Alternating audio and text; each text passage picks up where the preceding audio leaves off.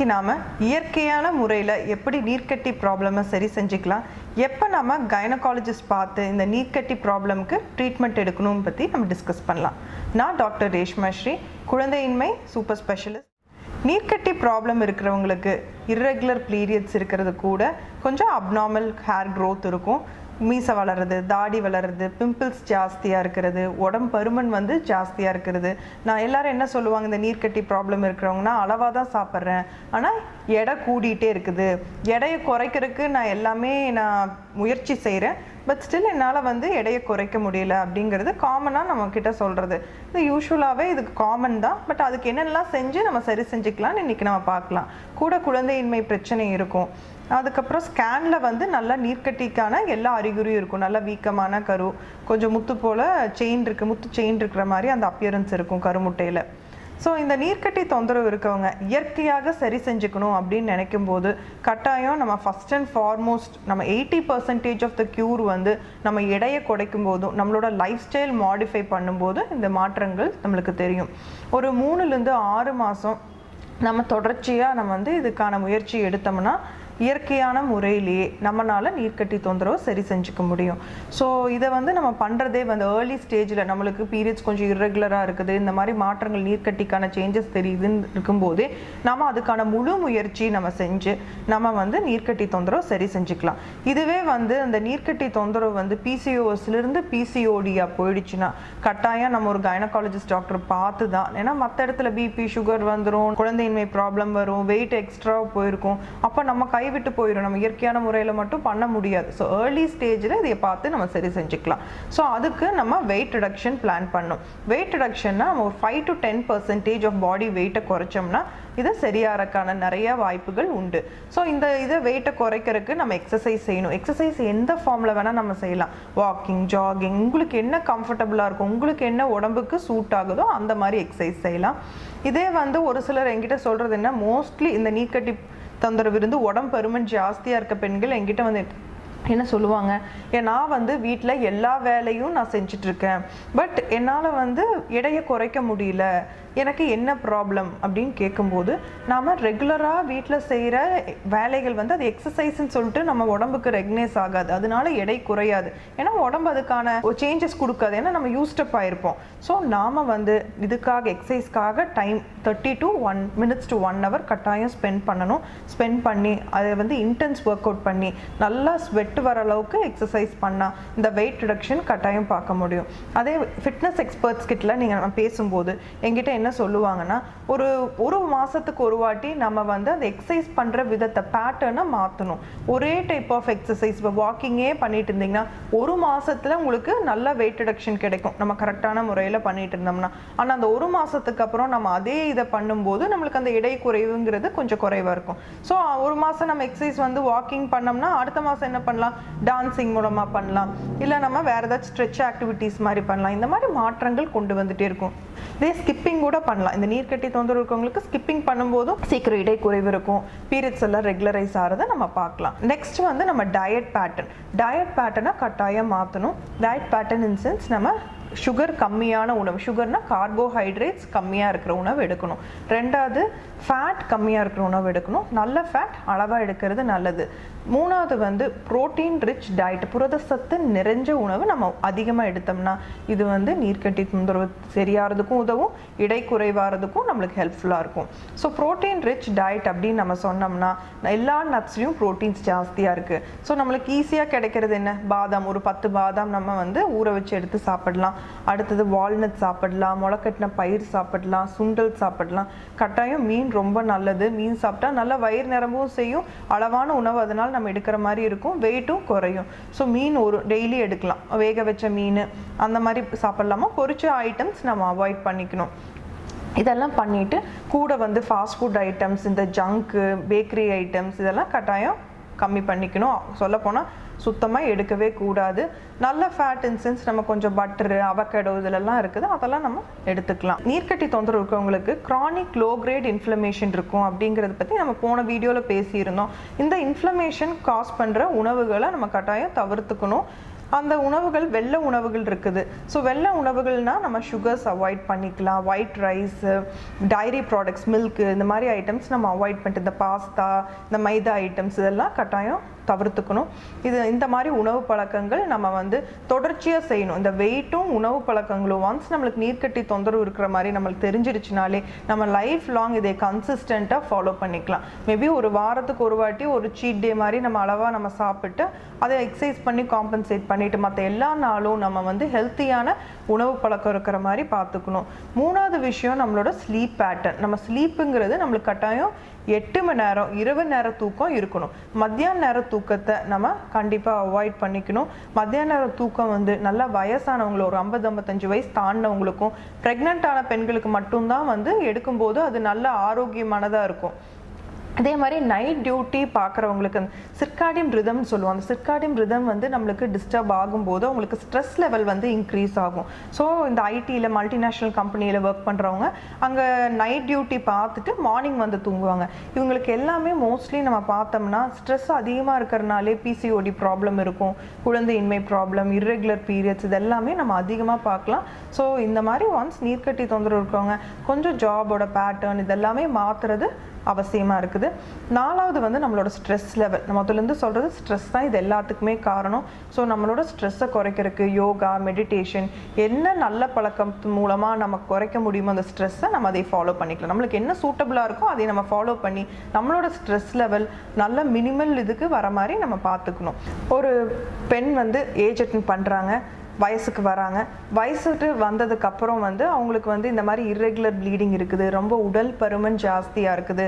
அப்போ என்ன அம்மா அப்பா என்ன நினைப்பாங்க, நம்ம பொண்ணுக்கு நீர்க்கட்டி தொந்தரவு இருக்கோ வேறு ஏதாச்சும் பிரச்சனையும் இருக்குன்னு சொல்லிட்டு கைனகாலஜிஸ்ட் கிட்ட கூட்டிகிட்டு போகிறது காமனானது. ஸோ இப்போ கைனகாலஜிஸ்ட் வந்து ஸ்கேனில் நீர்க்கட்டி தொந்தரவு இருக்கிற மாதிரி பேட்டர்ன் இருந்தாலும் நாம் அதுக்கான ட்ரீட்மெண்ட் ஸ்டார்ட் பண்ணணும்னு அவசியம் கிடையாது. அடுத்த 2-3 வருஷம் வந்து நம்ம வீட்டில் வந்து அவங்களுக்கு கொஞ்சம் நல்ல லைஃப் ஸ்டைல், ஃபுட், எக்ஸசைஸ் இதெல்லாம் கொடுத்தாலே கட்டாயம் 80% வந்து இது நேச்சுரலாகவே அது க்யூர் ஆயிடும். இது ஃபிசியலாஜிக்கல் சேஞ்ச், இது நார்மல் பேட்டர்ன் தான் எல்லாத்துக்குமே. இதே அந்த பெண்ணுக்கு வந்து நம்ம 18 வயசு அந்த பெண்ணுக்கு தாண்டுது, அவங்களுக்கு இன்னுமே இந்த நீர்க்கட்டி தொந்தரவு இருக்கிற மாதிரி இருக்குது அப்படின்னா நம்ம டாக்டரை போய் கைனகாலஜிஸ்ட்டை பார்த்து அதுக்கான ட்ரீட்மெண்ட் ஸ்டார்ட் பண்ணணும். Treatment in sense exercise and lifestyle மாடிஃபிகேஷனோட அவங்களுக்கு வந்து நம்ம வந்து மயோனஸ்டால், இன்சுலின் சென்சிடைசர்ஸ்ன்னு சொல்லுவோம், மயோனஸ்டால், டிகைரோனஸ்டால், மெட்ஃபார்மின் இதெல்லாம் கொடுக்கும்போது நல்ல சேஞ்சஸ், இம்ப்ரூவ்மெண்ட் தெரியும். கல்யாணம் ஆன பெண்கள் இந்த நீர்க்கட்டி தொந்தரவோட வரும்போது நாம வந்து அவங்களுக்கு என்ன பிரச்சனைனால வந்திருக்காங்க அப்படின்னு சொல்லிட்டு பார்ப்போம். இப்போ இவங்களுக்கு வந்து பீரியட்ஸ் இர்ரெகுலராக இருக்கிறது மட்டும்தான் ப்ராப்ளமாக இருந்துச்சுன்னா அவங்களுக்கு கொஞ்சம் இன்சுலின் சென்சிடைசர்ஸ் கொடுத்து அதை மெட்ஃபார்மின் இதெல்லாம் கொடுத்துட்டு கூட வந்து அவங்களுக்கு என்ன பண்ணுவோம்னா அது ஓசிபி பில்ஸ்ன்னு சொல்லுவோம், ஓரல் கான்ட்ராசெப்டிவ் பில்ஸ். இந்த பில்ஸ்க்கு நம்ம வந்து கண்டினியூஸாக ஒரு 4-6 மாதம் நம்ம கொடுக்கும்போது இந்த ப்ளீடிங் இர்ரெகுலராக இருக்கிறது சரியாகிறத நம்ம கண் கூட பார்க்கலாம். ஸோ இந்த ப்ளீடிங் ரெகுலர் ஆகிறத வந்து நம்ம வந்து அடுத்த 6-12 மாதம் இந்த மாத்திரையோட எஃபெக்ட் இருக்கும். அடுத்த 1 வருஷம் நம்மளுக்கு வந்து ப்ளீடிங் ரெகுலரைஸாக போகிறது நம்ம பார்க்கலாம். ஆனால் அந்த மீன் டைமில் நம்ம வந்து எக்ஸசைஸும் டயட் ஹேபிட்ஸ் மூலமாக நீர்க்கட்டி தொந்தரவை சரி செய்கிறத நம்ம கண்டிப்பாக பண்ணணும். இல்லைனா மறுபடியும் லைஃப் லாங் நம்ம மெடிசன்ஸில் இருக்க முடியாது இல்லையா. ஸோ நெக்ஸ்ட்டு வந்து நம்ம வந்து இப்போ குழந்தையின்மையினால் வர பேஷண்ட்ஸ்க்கு நாங்கள் என்ன பண்ணுவோம்னா அவங்கள 3 விதமாக பிரிப்போம். அந்த 3 விதமாக நம்ம பிரிக்கும் போது அவங்கள வந்து mild PCOS, severe PCOS, resistant பிசிஓஎஸ்ன்னு பிரிச்சிருப்போம். இந்த மைல்ட் பிசிஓஎஸ் கேட்டகரியில் வர பேஷண்ட்ஸ்க்கு நாங்கள் என்ன பண்ணுவோம்னா டே 2ல் வர சொல்லுவோம். 5 நாள் வந்து ஓவுலேஷன் இண்டக்ஷன் மெடிசன் கொடுப்போம். ஓவுலேஷன் இண்டக்ஷன் மெடிசன்ஸ்னால் லெட்ரோசால், குளோம்ஃபென் சிட்ரேட்னு 2 மாத்திரை இருக்குது. அவங்க உடம்புக்கு ஏற்ற மாதிரி நம்ம மாத்திரைகள் போடுவோம். அதிகமாக இந்த நீர்க்கட்டி தொந்தரவு இருக்கவங்களுக்கு லெட்ரோசால்ங்கிற மாத்திரையை ப்ரிஃபர் பண்ணுவோம். இந்த 5 நாள் எடுத்துட்டு டே 8 அன்னைக்கு இல்லை டே 10 அன்னைக்கு வர சொல்லுவோம். ஆல்டர்னேட் டே ஸ்கேன் பார்ப்போம். கருமுட்டை நல்லா மெச்சூரிட்டி அட்டன் பண்ணி இருக்கும்போது 1.8 to 2.2 சென்டிமீட்டர்ஸ் இருக்கும்போது ரப்சர் இன்ஜெக்ஷன் கொடுப்போம். அதுக்கப்புறம் வந்து அவங்கள கருமுட்டை வெடிச்சதுக்கப்புறம் வீட்டில் வந்து இயற்கையாக கான்டாக்ட் இருக்க சொல்லுவோம். இந்த மாதிரி 3-4 மாதம் நம்ம தொடர்ச்சியாக பண்ணும்போது இவங்களுக்கு குழந்தையின்மைங்கிறது ப்ராப்ளம் சரியாகி கருத்தரிக்கிறதுக்கான வாய்ப்பு அதிகமாக இருக்கும். சப்போஸ் இந்த பேஷண்ட் இதே வந்து சிவியர் பிசிஓஎஸ் கேட்டகரியில் இருக்கவங்களுக்கு சாதாரண ஓவுலேஷன் இண்டக்ஷன் மெடிசன் மட்டும் பத்தாது. இவங்களுக்கு ஹார்மோனல் இன்ஜெக்ஷன்ஸும் நம்ம ஒரு 6வது நாள்லேருந்து சப்ளிமெண்ட் பண்ணுற மாதிரி இருக்கும். அந்த ஹார்மோனல் இன்ஜெக்ஷன் மினிமலாக நம்ம கொடுத்தோம்னா இவங்களுக்கு கரு வளராது, முட்டை வந்து வெடிச்சு வெளியில் வராது. ஸோ கருத்தரிக்கிறதுக்கான வாய்ப்பு இருக்காது. ஸோ என்ன பண்ணுவாங்க, ஃபர்டிலிட்டி ஸ்பெஷலிஸ்ட் வந்து நல்ல ஹார்மோனல் இன்ஜெக்ஷன்ஸ் அதிகமாக அந்த பேஷண்ட்ஸ்க்கு கொடுப்பாங்க. அப்போ என்ன ஆகும்னா, ஒரு கரு 2 கரு நம்ம ஏம் பண்ணுற இடத்துல 10 கரும் கூட வளரக்கான வாய்ப்பு இருக்கும். இந்த மாதிரி அதிகமான கருமுட்டை வளரும் போது அந்த மாதம் டாக்டர் என்ன சொல்லுவாங்க, இந்த மாதம் நம்ம கருத்தரிக்க வேணாம், முட்டை அதிகமாக வளர்ந்துருச்சு, ஓவேரியன் ஹைப்பர் ஸ்டிமுலேஷன் ஆயிடுச்சு, இதனால் உங்களோட உடம்புக்கு ரிஸ்க் இருக்கும். ஸோ நம்ம ஓவேரியன் ஹைப்பர் ஸ்டிமுலேஷன் இந்த மாதம் ட்ரீட் பண்ணலான்னு சொல்லிட்டு ஒரு சில ட்ரிப்ஸும் மெடிசன்ஸும் ஸ்டார்ட் பண்ணிவிட்டு அந்த மாதம் ப்ரெக்னன்சி பிளான் பண்ண வேணாம்னு சொல்கிறதுக்கு நிறைய வாய்ப்புகள் இருக்கும். ஆனால் இதே வந்து நம்ம டோஸை நம்ம எவ்வளோ தான் டைட்டர் பண்ணி ப்ராப்பராக வந்து உங்களுக்கு அடுத்த மாதம் நம்ம ட்ரை பண்ணியும் மீண்டும் இந்த ஓவேரியன் ஹைப்பர் ஸ்டிமுலேஷன் வந்துருச்சுன்னா நம்ம அதோட நம்ம நிறுத்திட்டு நம்ம ஆல்டர்னேட்டிவ் மெத்தட் நம்ம வந்து IVF or ICSI இந்த மாதிரி ART ப்ரோக்ராம்குள்ளே என்டர் ஆகி நம்ம ப்ரெக்னன்சி பிளான் பண்ணி இமீடியட்டாக கன்சீவ் வர மாதிரி பார்த்துக்கணும். நம்ம இதுக்காக அப்செட் ஆகிட்டு நம்ம போய் வீட்டில் உட்காந்தாலும் இயற்கையாக கருத்தரிக்க முடியாது. ஏன்னா மாசமான மோஸ்ட்லி ஆனோவுலேட்டர் முட்டை வெடிக்காது, இல்லை எப்போ முட்டை வெடிக்கிறதுன்னு உங்களுக்கு தெரியாது, ஏன்னா பீரியட்ஸ் இரெகுலராக இருக்கிறனால. ஸோ நம்ம போய் கரெக்டான ஃபர்டிலிட்டி ஹாஸ்பிட்டலுக்கு போய் நம்ம இந்த ப்ராப்ளமை கரெக்டாக உங்களோடது அட்ரஸ் பண்ணி டாக்டர்கிட்ட சொல்லி பர்ஃபெக்டாக ஃபாலோ பண்ணால் ஈஸியாக கருத்தரிக்கிறதுக்கான வாய்ப்பு இருக்கும். மூணாவது கேட்டகரி ரெசிஸ்டன்ட் PCOS. இவங்களுக்குலாம் என்ன ஆகும்னா, ரெசிஸ்டன்ட் PCOSல என்ன தான் நம்ம மருந்து மாத்திரை கொடுத்து இன்ஜெக்ஷன்ஸ் ஹார்மோன் இன்ஜெக்ஷன்ஸ் எவ்வளோ போட்டாலும் கருமுட்டைங்கிறது வளர்ந்து வெடிக்கிறதுக்கான வாய்ப்பே தெரியாது. அப்போ நாம் என்ன பண்ணுவோம்னா, முதல் காலத்தில் ஒரு 5 வருஷத்துக்கு முன்னாடி வந்து டாக்டர் சொல்லுவாங்க டயக்னோஸ்டிக் லேப்ரோஸ்கோபி PCO ட்ரில்லிங் பண்ணிக்கலாம் அப்படிங்கிறத நிறைய பேர் கேள்விப்பட்டிருப்பீங்க. ஆனால் இப்போ இந்த லாஸ்ட் 5 இயர்ஸாக நம்ம வந்து அதையை வந்து அதிகமாக ப்ரிஃபர் பண்ணுறது கிடையாது. சொல்லப்போனால் டோட்டலாக நிறுத்திட்டோம். பேஷண்ட்ஸே கட்டாயமாக நான் பண்ணணும், இயற்கையாக மட்டும்தான் கருதரிக்கணும்னு சொல்லிட்டு ரொம்ப ப்ரெஸ் பண்ணால் மட்டும்தான் பண்ணி கொடுத்துட்ருக்கோம். இது ஏன் பண்ணுறது தவிர்க்கிறோன்னா, இந்த ட்ரில்லிங் பண்ணும்போது நம்ம டைரெக்டாக கரு முட்டைக்குள்ளே போய் நம்ம எலக்ட்ரிசிட்டி பாஸ் பண்ணுறோம். அப்போ என்ன ஆகுனா, முட்டை வந்து சேதமாகிறது மட்டும் இல்லாமல் எக்ஸ்டாக் குறையும். எக்ஸ்டாக் குறைஞ்சிருச்சுன்னா என்ன ஆகும், இந்த சேதத்தினால நம்மளோட லேடிஸோட மூட் பூஸ்டர்ஸே நம்மளோட முட்டைகள் தான். அந்த முட்டைகள் குறையும் போது நம்மளுக்கு ஈஸியாக மெனோபாஸ் வர்றது, இந்த மாதிரி சேஞ்சஸ் எல்லாம் பார்க்கலாம். இதே நம்ம இந்த ட்ரில்லிங் பண்ணாலும் அடுத்த 3லேருந்து 6 மாதம் தான் நம்மளுக்கு பீரியட்ஸ் ரெகுலரைஸ் ஆகிறத பார்க்க முடியும். மீண்டும் பீரியட்ஸ் என்ன சொல்லுவாங்க, 6 மாதம் ஆகும்போதே பேஷண்ட் சொல்லுவாங்க எனக்கு பீரியட்ஸ் மறுபடியும் இர்ரெகுலர் ஆகிடுச்சு அப்படின்ட்டு. ஸோ இது வந்து பெர்மனன்ட் ப்ரொசீஜர் கிடையாது, டெம்பரரியாக நம்ம பண்ணி அடுத்த 6 மாதத்துக்குள்ளே கருத்தரிக்கிற மாதிரி பார்க்கலாம். ஆனால் இதனால வர சைடு எஃபெக்ட்ஸ் ரொம்ப ஜாஸ்தி. ஸோ அதனால நம்ம இப்போ இது வந்து அதிகமாக ஃபாலோ பண்ணுறது இல்லை, ஒன்லி அட் ரெக்வஸ்ட் நம்ம பண்ணிட்டு இருக்கோம். ஸோ இந்த மாதிரி ரெசிஸ்டன்ட் PCOSக்கு நாங்கள் என்ன பண்ணுவோம்னா, ஒரு 1 மாதத்துலேருந்து 2 மாதம் டைம் எடுத்து அவங்களோட ரசாயன மாற்றங்களில் நம்ம ரெகுலரைஸ் பண்ணுவோம்.